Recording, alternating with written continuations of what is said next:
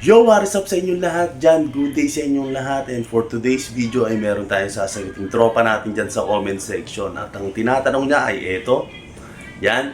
Kung papaano ko daw ba pinapatahimik yung gearing. So ano ba yung topic na yan? Or kung ano ba yung tinatanong niya na yan. Eto ngayon yun. So eto na ngayon guys. Nandito na tayo ngayon sa harap ng ating magulong lamesa.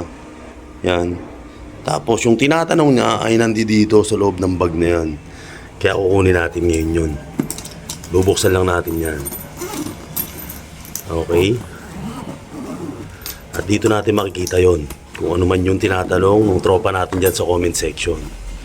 So, eto yon. Ayan guys, yung aking mga auto.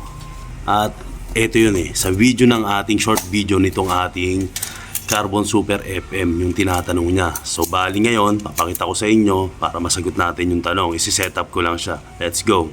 Ito na nga guys, no, ititest na natin siya, pero bago natin siya itest, pakilala ko muna sa inyo. Ito nga ating auto ay si Stratovector na kulay blue. Yan. Stratovector kulay blue ang chassis natin. Carbon Super FM, yan, or CFM. Tapos yan, wala yung ano natin dito, yung heavy dampers natin. Tinanggal ko muna, inilagay ko doon sa kong auto yung Mac frame natin na binild natin nung nakaraan. So ito muna. Yan. At ano pa ba? So yun lang naman. Testing natin siya. Wala naman tayong rito mga special gearing na ginagamit. So yan lang naman. Pakita ko sa inyo yung gear natin. Okay. Ang gear ratio natin dito yan yung red 4:1. Yan 4:1 gear ratio. Pakita ko na rin sa inyo. Okay. Yan. 4:1 gear ratio. Tapos meron lang tayo dyang metal bearing na 620. Yan. AO 620. And then, pinion gear natin. Ordinary lang naman yata ito. Yung kulay itim na kasama doon sa mga kit. Kapag bibili tayo ng mga kits ng Tamiya Mini 4-wheel drive. Ng mga single shop. Ito yung kasama. So yan. Yan lang naman yung ginamit ko. Terminal natin. Gold terminal.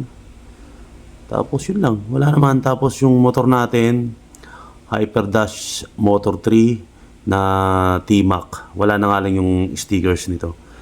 Natanggal na kasi kaka-break in ko na oil, dumulas, kaya natanggal siya. So yun lang naman, wala namang mga special na gear tayong inilagay dito. Oh, yan lang. Yan, kabit lang natin medyo nahirapan tuloy ako ikabit ngayon kasi tinanggal ko pa So yan. Then ano pa ba? Sa pagdating naman sa lubricating oil, ang usual lang na ginagamit ko, ito lang. Yan Loctite. Yan lang naman yung usual na ginagamit ko. Nisprayan ko lang siya ng konti. Pag nandito sa bahay, konti-konti lang. Pag nasa racing center, medyo dinadamihan ko. Yan. Para maging smooth lang o dumulas-dulas lang yung ano niya. Yung pag-iikot ng mga gear natin. Tapos punasan lang natin ng konti kasi medyo messy yan. Lalo na pag nasa racing center ka, nakikipag-compete ka, tapos bumabaha ng oil yung auto mo, baka mamaya ma-DQ ka pa o ma-disqualified ka pa. So ayan, crown gear orange, tapos spur gear na kulay brown. Ayan, balik lang natin, kabit lang natin. Pag nakatingin ako dito sa display or sa LCD ng cellphone habang nakatutok dito, medyo panibago, hindi ako sanay. So yan. Then test natin kung talaga bang tahimik or ano bang meron dito sa tunog ng motor ng auto natin. So gamit tayo ng Fujitsu na pink. Yan.